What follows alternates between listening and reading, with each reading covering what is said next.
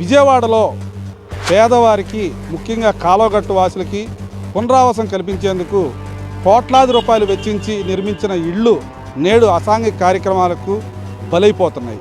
ఇందులో భాగంగా పేదవారికి గూడు అవకాశం కల్పించాల్సిన ప్రభుత్వాలు పట్టించుకోకపోవడం వల్ల మరి ఆ ప్రభుత్వానికి సంబంధించిన ఆస్తులు ధ్వంసమవుతున్నాయి.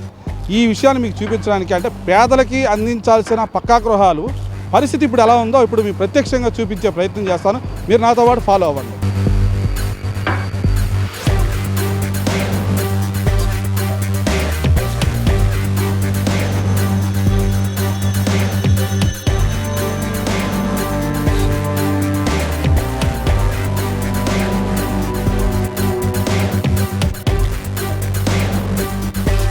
ఇక్కడ చూస్తే ఆల్రెడీ అన్ని పగలగొట్టేశారు అద్దాలు.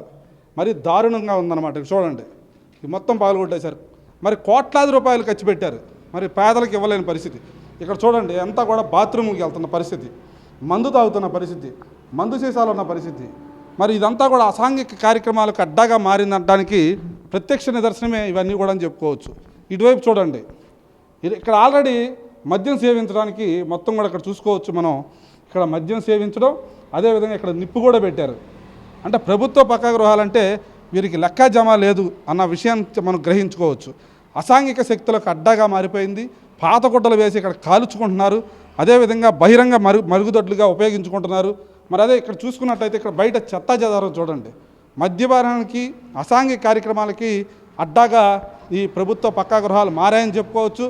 మరి చాలా వరకు కూడా ఐరన్కి సంబంధించినవన్నీ కూడా చోరీకి గురయ్యని చెప్పుకోవచ్చు. ఇప్పుడు అక్కడ చూడండి, మనకి అక్కడ కరెంటు సంబంధించింది చూడండి ఎంత దారుణమైన పరిస్థితిలో ఉందో. మరి మీటర్లు పెట్టారు అప్పుడు, మరి ఆ మీటర్లు ఏమైనాయి మరి ఇవన్నీ చూసుకుంటే, మరి రోజు చూసుకుంటే ఇక్కడ ప్రత్యక్షంగా ఇక్కడ మనకు కనబడుతుంది ఎంత దారుణంగా ఉన్నాయో ఇళ్ళు మనం చూసుకోవచ్చు.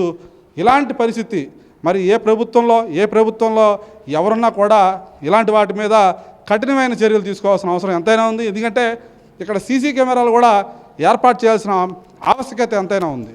మరి ఇలాంటి పక్కా గృహాలు ఫస్ట్ ఫ్లోర్ కాదు, సెకండ్ ఫ్లోర్ కాదు, దాదాపు అన్ని చోట్ల కూడా ఇదే పరిస్థితి. అన్నీ ఇరిగిపోయినాయి, పగిలిపోయినాయి, అద్దాలను పగలగొట్టేశారు, ఐరన్ తీసుకెళ్ళిపోయారు, డోర్లు ఇరగొట్టేశారు, దాదాపుగా కోట్లాది రూపాయల నష్టం చేకూర్చారు. మరి ఇలాంటి ప్రభుత్వాలు ఇప్పుడు గతంలో వైఎస్ఆర్ కాంగ్రెస్ పార్టీ ప్రభుత్వం అధికారంలో ఉంది, అప్పుడు పేద ప్రజలకి ఇల్లు ఇవ్వలేదు. ఇప్పుడు టీడీపీ కూటమి ప్రభుత్వం అధికారంలో ఉంది. మరి ఇప్పటికైనా నారా చంద్రబాబు నాయుడు గారు కావచ్చు, లోకేష్ గారు కావచ్చు, పవన్ కళ్యాణ్ గారు కావచ్చు, ఎవరైనా సరే ఈ పేదలకు ఇవ్వాల్సిన పక్కా గృహాల పరిస్థితి ఈ విధంగా ఉంటే ఎలా అనేది ఒక్కసారి పరిశీలన చేసుకొని మరి పేదలకి ఇవ్వాల్సిన అవసరం ఎంతైనా ఉంది. ఇక్కడ ఖచ్చితంగా ఇప్పుడు మనం ఫస్ట్ ఫ్లోర్కి ఎక్కుతున్నాము, ఇలాంటి దయనీయమైన పరిస్థితి నేను ఎప్పుడు చూడలేదు. ఇదే ఫస్ట్ టైం నేను చూడటం. చూడండి, సీసాలు పగలగొట్టి పడేశారు, బీర్ బాటిల్స్ పగలగొట్టి పడేశారు. ఇంత దారుణంగా ఇలాంటి పరిస్థితి ఎప్పుడు లేదు. మరి అక్కడ చూసుకోవచ్చు, అక్కడ బీర్ బాటిల్స్ అటువైపు మూల కూడా కనబడుతున్నాయి. ఇలాంటి దయనీయమైన పరిస్థితి ఇప్పటి వరకు మరి విజయవాడలోనే అత్యంత పేద ప్రజలు అత్యధికంగా నివసించే ప్రాంతం వాంబే కాలనీ.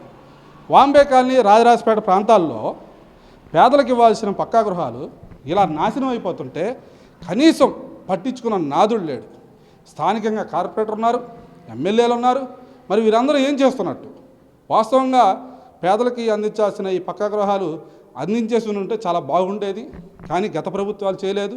ప్రస్తుత ప్రభుత్వం కూడా ఈ విషయం మీద సీరియస్గా తీసుకోవట్లేదని ప్రత్యక్షంగా మనకు కనిపిస్తుంది.